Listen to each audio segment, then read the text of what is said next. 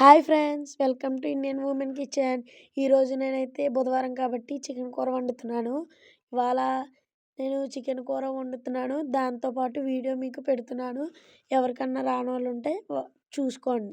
ఫస్ట్‌గా గిన్నె పెట్టి నూనె పోసి ఉల్లిపాయలు, పచ్చిమిరపకాయలు, ఉప్పు, పసుపు వేసి 3 రెబ్బల కరివేపాకు వేసి కలపండి. తరువాత చికెన్ తీసుకొని కారం, ఉప్పు, పసుపు వేసి బాగా కలిపి కాసేపు పక్కన పెట్టుకోండి. తరువాత బాగా మగ్గిన ఉల్లిపాయలలో ఆ చికెన్ని వేసి తరువాత అందులో అల్లం వెల్లుల్లి పేస్ట్ వేసి బాగా కూరను కలిపి కాసేపు మగ్గనివ్వండి. కాసేపు మగ్గిన తర్వాత కూరను చూసుకోండి ఉప్పు సరిపోయిందో లేదని. ఉప్పు సరిపోతే పర్వాలేదు. ఉప్పు సరిపోకపోతే తర్వాత వేసుకోండి.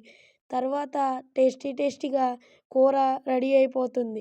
ఈ వీడియో మీకు నచ్చినట్లయితే లైక్ చేసి, షేర్ చేసి, సబ్స్క్రైబ్ చేయండి. అలాగే నా ఛానల్‌లో బెల్ ఐకాన్ ఆన్ చేసుకోండి. నేను పెట్టిన వీడియోలన్నీ మీకు వస్తాయి. బాయ్.